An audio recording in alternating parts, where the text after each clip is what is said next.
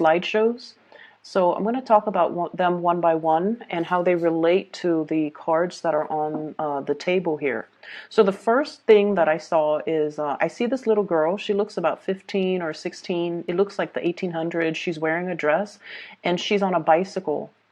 So she hiked up her dress to be able to sit properly on the bicycle so that the dress, the hems of her dress, doesn't get caught in the spokes and the wheels. So she hiked up her dress, her knees are exposed, she's wearing like stockings underneath and, like some shoes, dress shoes.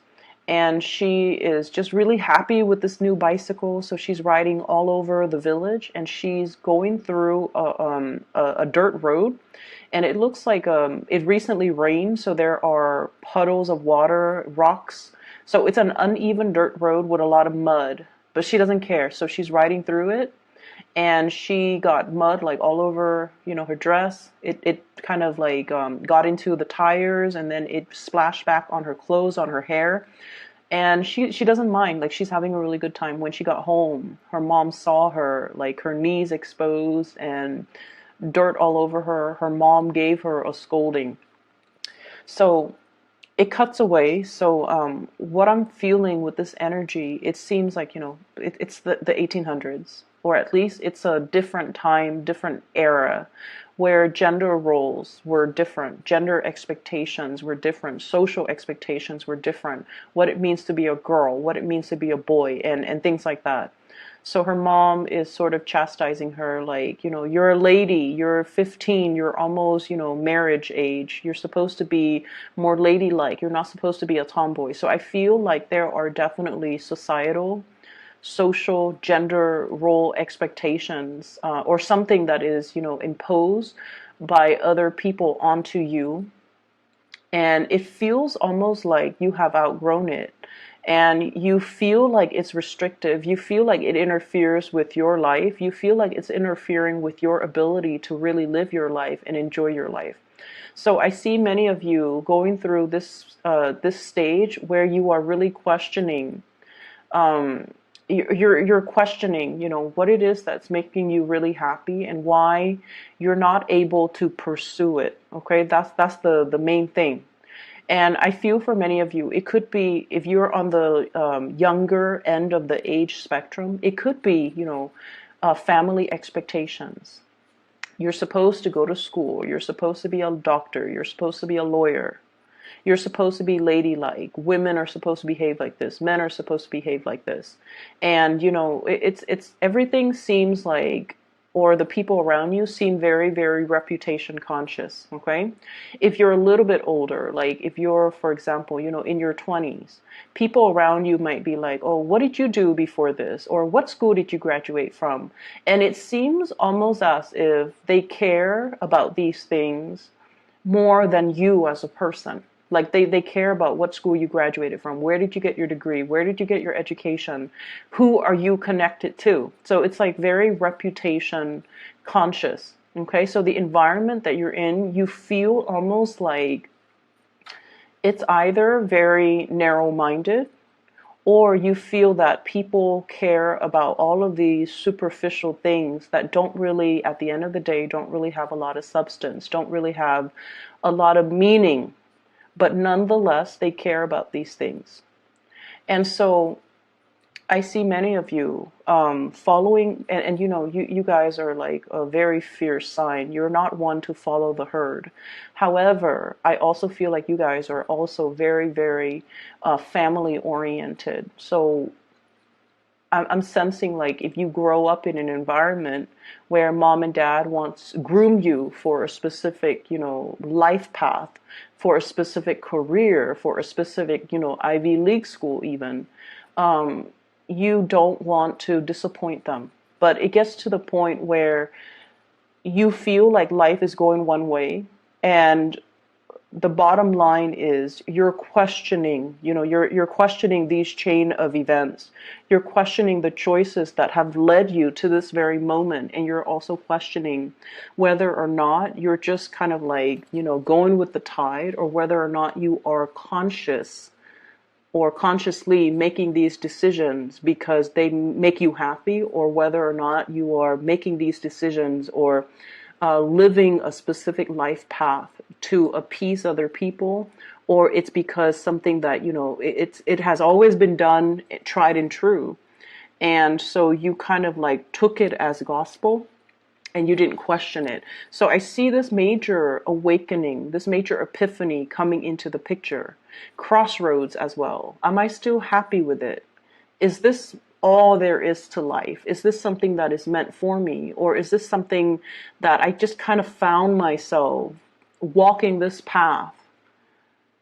But is there other, like, are there other things out there for me that can bring me more emotional fulfillment? Okay, so I see all of these question marks kind of popping up when I shuffle your cards. And I feel like the energy can be very, very liberating if you're looking to break out and go out into the world and make your mark on the world. And then on the other hand, I feel for others of you who are a little bit more status quo oriented. I also feel like some of you are a little bit scared of these changes that are coming through, things that are outside of your control, or things that you have always known to be true. All of a sudden, you're reassessing. Okay. First of all, the way this energy is coming out, this is the card that really drew my attention. Your ship's coming in, something that you have really, really, really waited for a very long time. I usually think of this as like a big opportunity, study abroad, going overseas to do some type of research work for some of you, because that did come through. So for example, you might be studying to be, a doctor, right? And you're like, oh, I'm just going to be an MD, just like a general practitioner. And then you take a course and then you're just like, you know what? Maybe I want to do public health. Maybe I want to go to pandemic zones and study like cultures and do microbiology or do epidemiology and study the transmission of diseases. And maybe I need to go to more of a tropical area or go overseas to a place where access to medicine might be very, very scarce. So your family might tell you, family expectations here. You're going to be a doctor. You're going to be like, either a general practitioner or you're going to be a surgeon, and you're going to work in these really posh, high-end, either private practice or in a very, very prestigious hospital. And your life is going to be all set. And you're just like, actually, I really want to get into this because I want to help people. And if I want to help people, I want to go to places where the needs are, impoverished neighborhood, underserved communities, especially going overseas to areas that don't have access to healthcare. So that's an example that I saw, so that I'm reiterating it, okay? And of course, all of you who are watching this are not in med school or are not trying to be doctors, but that's a big example that I'm using, mainly because I feel like you're being groomed for something and it's making you happy, but you're also questioning whether or not you can do something else that is more meaningful. So I see this conflict coming out. On the one hand, you are very, very happy.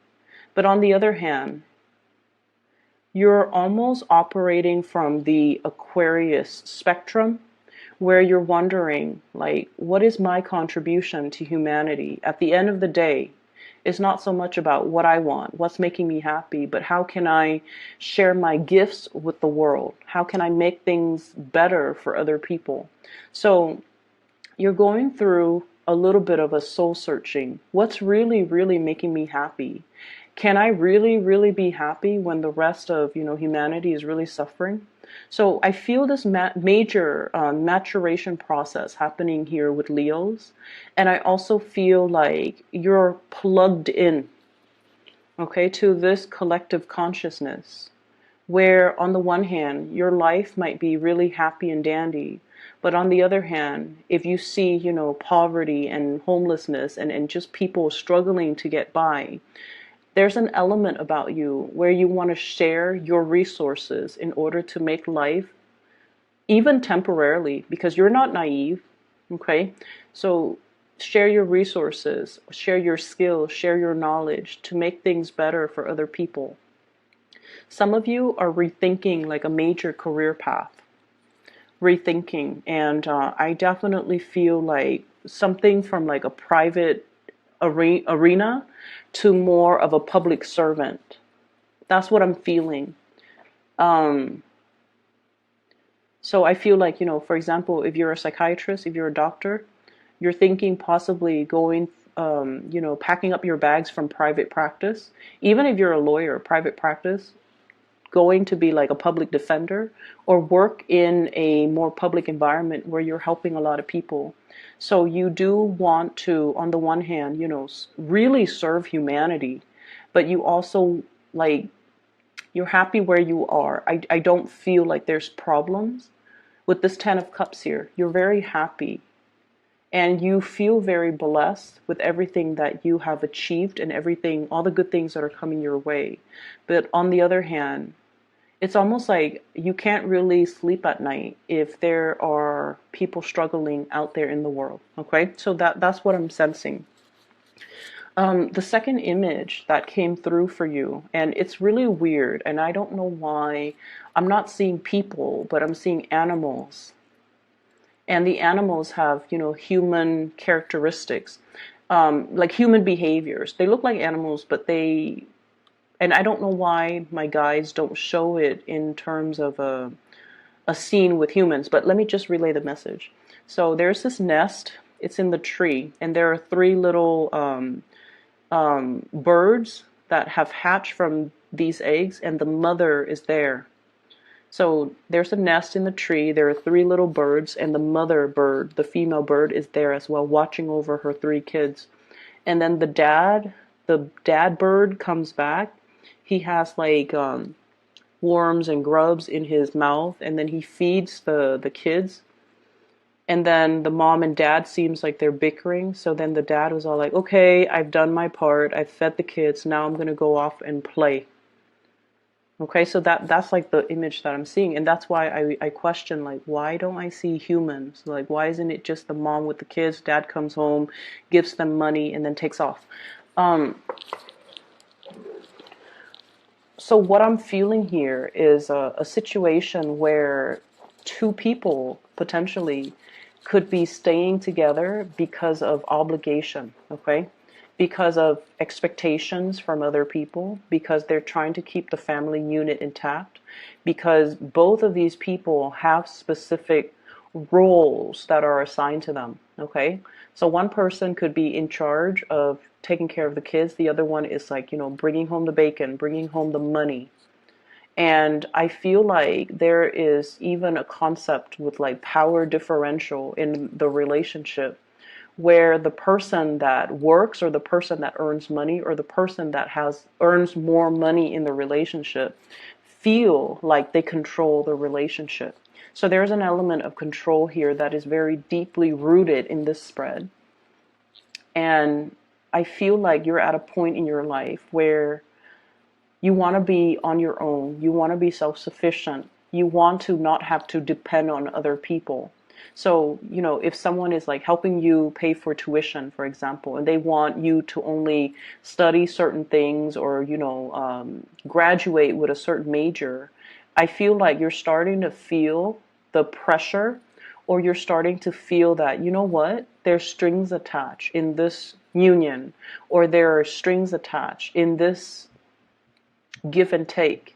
And I feel like someone is dangling something over you and constantly reminding you, I'm doing this for your own good, or I'm doing this, or, you owe me, or remember what I'm doing for you so that later on you don't forget me. So it's like very strings attached, it's very much conditional.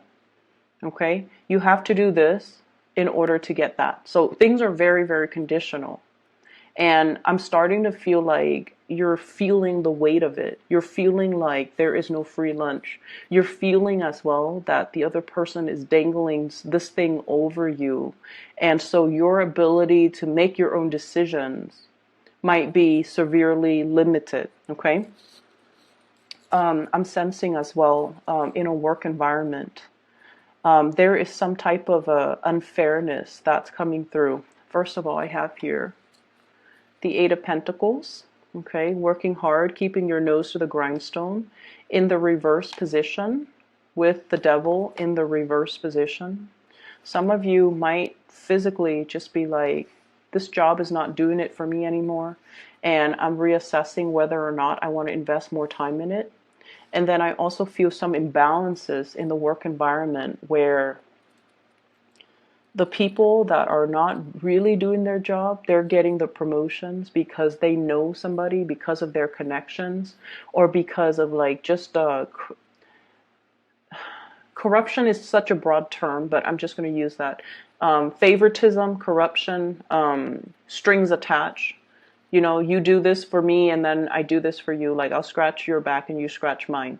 So it's a very, very, from your end, Leos, it's a very unethical, toxic type of a situation. And I feel like many of you might have already left that situation waiting for new opportunities to come on the horizon for you, and you're prepared because you knew this wasn't working. And then I feel like for some of you, you might stay in a job because of the financial security. It pays the bills. And I feel almost like you've been wanting to leave for quite some time, but you know, you have family, you have people that are financially dependent on you, and it's making it harder and harder and harder. But I feel like this might be the breaking point where you start to realize your worth and you're starting to want out and seek new opportunities. Okay. And then going back to the birds, okay, the one that brings home the grubs and the worms. He's like, okay, I've done my part. Now I'm going to go off and play. So I definitely feel the weight of responsibilities, obligations, especially when it comes to child rearing, when it comes to family expectations, when it just comes to not being able to get your alone time. Okay? I see a lot of people crowded in an environment. Everything is just very, very crowded. A lot of activities, a lot of things are happening around you, and it seems like you want a moment of peace. You want some solitude. You have a lot of things that you need to get done. So for some of you, if you're working from home, there's like kids running around, or you know, family members dropping by unannounced, and the doorbell's always ringing, or text messages are constantly dinging, or your phone's always going off, or there's like animals, pets, children, just a whole barrage of activities happening around you. And take yourself to the library, take yourself somewhere else where you can get your work done. And then I also feel for others who are, you know, in between jobs, who are trying to apply for a job, getting their resume together, looking for jobs online, and it's almost like the responsibilities that you have to contend with is delaying the job search process. Okay, so that's what I'm feeling.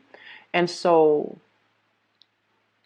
somebody once gave me like the best advice, and it is like the best advice I've ever heard, one of the best that I've ever heard.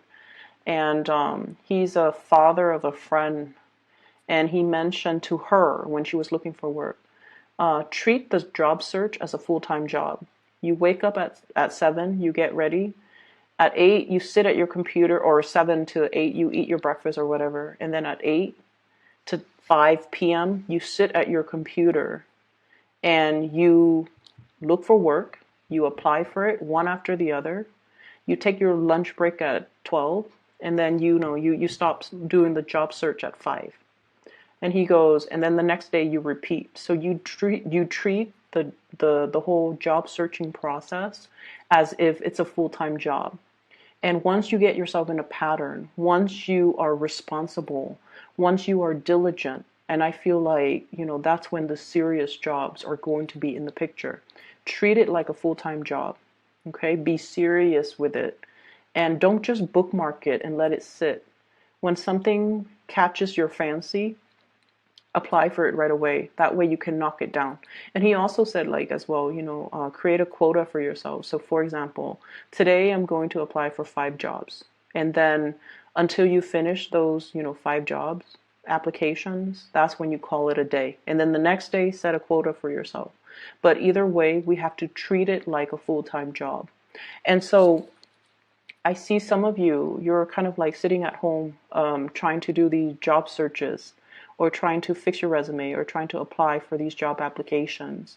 And, it's not a fun process. And I see kids around you like, Mom, do you look at what I'm doing? Or Dad, look at what I'm doing. And so you're getting a lot of distractions.